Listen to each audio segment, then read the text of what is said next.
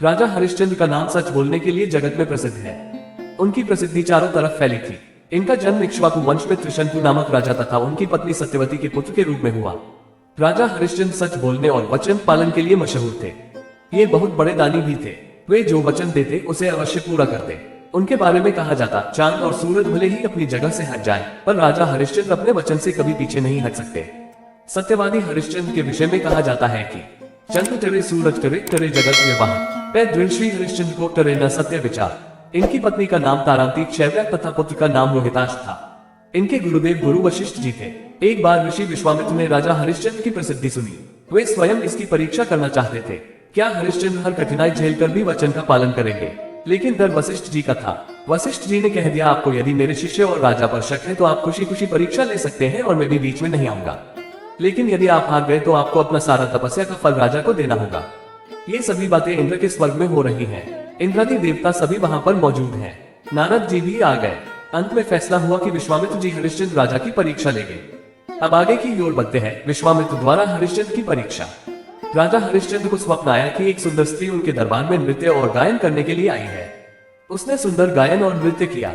राजा ने उसे उपहार देना चाहा, लेकिन उसने मना कर दिया और ये देखती है, यदि आपको कुछ देना है तो मुझे अपनी पत्नी रूप में स्वीकार कीजिए। तभी हरिश्चंद्र ने कहा, देवी आप कैसी बात करती हैं? मैं शादीशुदा हूँ और ये दान मैं आपको नहीं कर सकता हूँ। आप और कुछ मांग लीजिए। वो कहती है, अच्छा तो आप मुझे अपना राज्य दान में कर दीजिए। राजा हरिश्चंद्र जी कहते हैं, दान सुपात्र को दिया जाता है, कुपात्र को नहीं।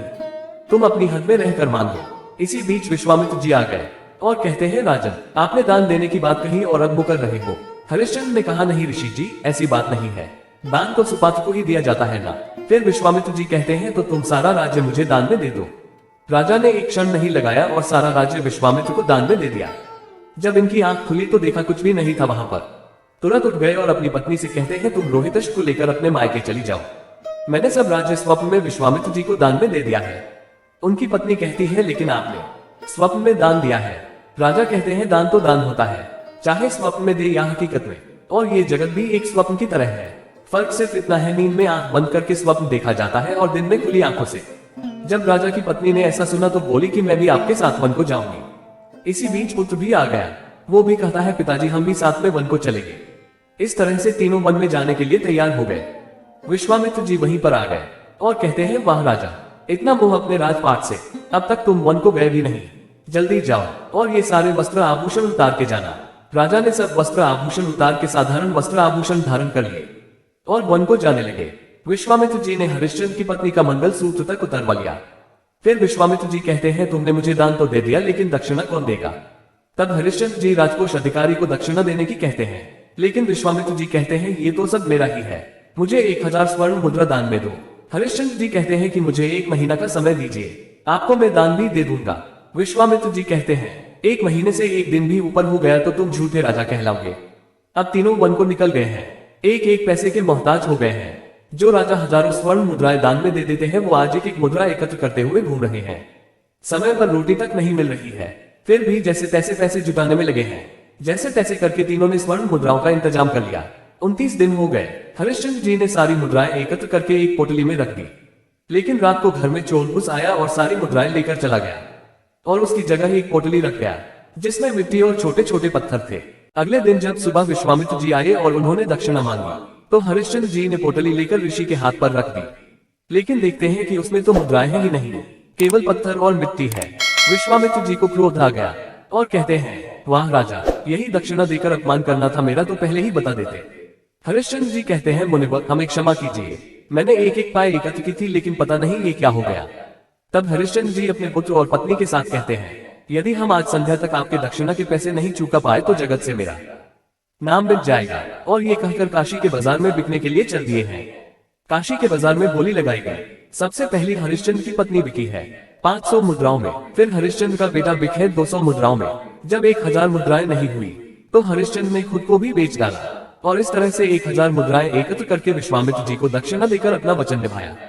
हरिश्चंद्र की पत्नी और उसका बच्चा एक सेठ के यहाँ नौकर रख लिए गए।